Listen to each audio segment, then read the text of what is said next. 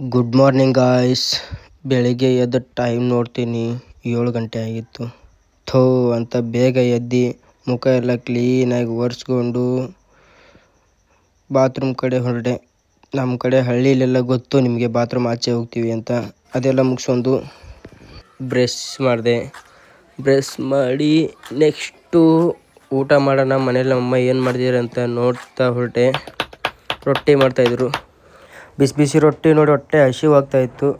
ಒಂದು ಪ್ಲೇಟ್ ತೊಗೊಂಡು ಅದರಲ್ಲಿ ಹುರುಳಿ ಪಲ್ಯ ಹಾಕ್ಕೊಂಡು ಬಿಸಿ ಬಿಸಿ ರೊಟ್ಟಿ ತೊಗೊಂಡು ಕೂತ್ಕೊಂಡು ತಿಂತಾಯಿದ್ದೆ. ಆಹಾ, ನಾನು ಮೊದಲಿಂದನೂ ಹಾಗೆ, ನಮ್ಮಮ್ಮ ರೊಟ್ಟಿ ಮಾಡ್ತಿದ್ರೆ ಪ್ಲೇಟಲ್ಲಿ ಪಲ್ಯ ಹಾಕ್ಕೊಂಡು ಎದುರುಗಡೆನೇ ಕೂತ್ಕೊಂಡು ತಿಂತೀನಿ. ಒಂದು ರೊಟ್ಟಿ ಅಂದಲ್ಲಿ ನಮ್ಮಮ್ಮ 2 ರೊಟ್ಟಿ ಕೊಡ್ತಾರೆ. ಹೊಟ್ಟೆ ತುಂಬ ಊಟ ಮಾಡಿಕೊಂಡು ಹೋಗ್ತಾ ಇರೋದು ಹೊರಗಡೆ.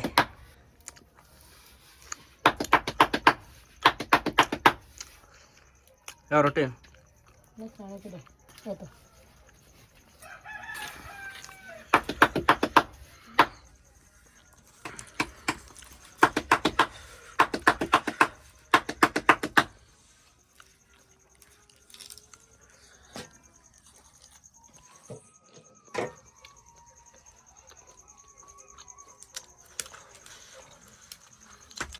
ಊಟ ಎಲ್ಲ ಮುಗಿಸ್ಕೊಂಡು ಹೊರಗಡೆ ಬಂದು ನೋಡ್ತೀನಿ, ನಮ್ಮ ತಂಗಿ ಸ್ಕೂಲ್ಗೆ ಹೋಗೋಕೆ ರೆಡಿ ಆಗ್ತಾ ಇದ್ಲು.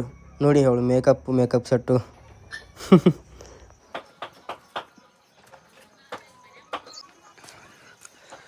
ನೋಡಿ ಗೈಸ್, ಇವ್ರು ನಮ್ಮಪ್ಪ ಒಳ್ಳೆ ಒಂದು ಡಾಕ್ಟ್ರ್ ಆಗಿಬಿಟ್ಟವ್ರೆ ಮನೇಲಿ. ಕುರಿಗೆ ಏನಾದರೂ ಹುಷಾರಿಲ್ಲ ಅಂತಂದರೆ ಅವರೇ ಇಂಜೆಕ್ಷನ್ ಮಾಡ್ತಾರೆ, ಅವರೇ ದವಾ ಹಾಕ್ತಾರೆ, ಎಲ್ಲ ಮಾಡ್ತಾರೆ. ನೋಡಿ ಅದೇ ಮಾಡ್ತವ್ರೆ ಇವಾಗ. ಏನಾಗಿದೆ ಕುರಿಗೆ?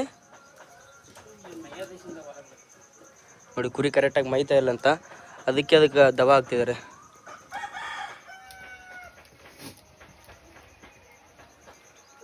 ಡಾಕ್ಟ್ರ್ ಆಗಿಬಿಟ್ಟವ್ರೆ ನಮ್ಮ ಮನೇಲಿ ಇವರೊಬ್ರು ಕುರಿಗಳಿಗೆ. ಬಾಯ್ ಗೈಸ್, ಊಟ ಎಲ್ಲ ಆಯಿತು. ಏನಿಲ್ಲ, ಸುಮ್ಮನೆ ಒಂದು ರೌಂಡು ಊರಾಗ ಹೋಗಿ ಬರೋಣ. ಏನು ಗೊತ್ತಾ ಗೈಸ್, ಪರವಾಗಿಲ್ಲ, ನಿನ್ನೆ ಒಂದು ವೀಡಿಯೋ ಮಾಡೋಕ್ಕಿರಿಗೆ ತುಂಬ ರೆಸ್ಪಾನ್ಸ್ ಬಂದಿದೆ.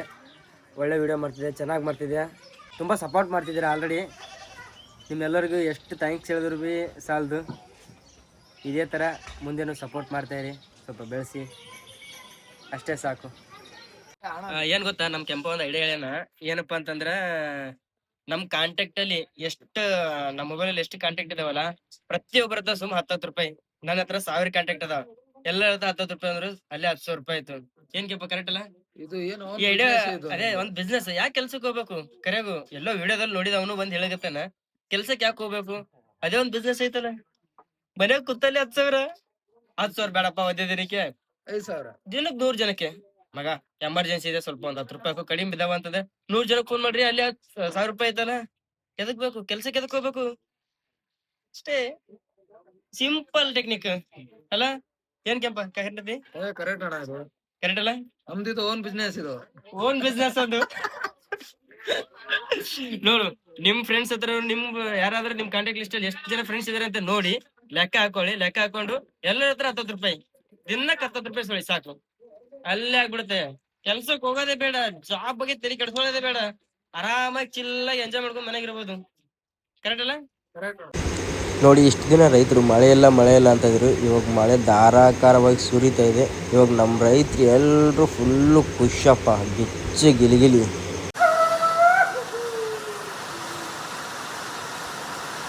ಏನ್ ಗೊತ್ತಾ ಗೈಸ್, ಇಲ್ಲಿ ಬಂದು 2 ಅವರ್ ಆಯ್ತು, ಇನ್ನೂ ಮಳೆ ನಿಲ್ತಾ ಇಲ್ಲ. ಮನೆಯಿಂದ ಆಲ್ರೆಡಿ ಫೋನ್ ಬಂದಿದೆ, ಎಲ್ಲಿದೆಯಪ್ಪ, ಮಳೆ ಬರ್ತಿದೆಯಲ್ಲ, ಮನೆಗೆ ಬಂದಿಲ್ಲ ಇನ್ನು ಯಾಕ ಅಂತ. ಊರಿಗೆ ಬಂದ್ರೆ ಟೈಮ್ ಸೆನ್ಸ್ ಅಂತ ಸ್ವಲ್ಪ ಮೇಂಟೈನ್ ಮಾಡ್ಬೇಕು, ಇಲ್ಲಾಂದ್ರೆ ಮನೆಯಿಂದ ಕಂಪಲ್ಸರಿ ಫೋನ್ ಬಂದೇ ಬರ್ತದ. ನೋಡಿ, ನಾನು ಇಲ್ಲಿಗೆ ಬಂದಿದ್ದು 5 ಗಂಟೆ, ಯಾವ್ದಾದ್ರು ಸಣ್ಣ ಪುಟ್ಟ ವಿಡಿಯೋ ಮಾಡ್ಕೊಂಡು ಹೋಗೋಣ ಅಂತ ಬಂದೆ. 5 ಗಂಟೆಯಿಂದ ಮಳೆ ಕಂಟಿನ್ಯೂಸ್ಲಿ ಬರ್ತಾ ಇದೆ, ಯಾವ್ದೇ ತರ ಮಳೆ ಸ್ಟಾಪ್ ಆಗಿಲ್ಲ. ನಾನ್ ಬರ್ಬೇಕಾದ್ರೆ ಇನ್ನು ಬೆಳಕಿತ್ತು. ಇವಾಗ ನೋಡಿ ಯಾವ ತರ ಕತ್ತಲಾಗಿದೆ ಅಂತ ತೋರಿಸ್ತೀನಿ.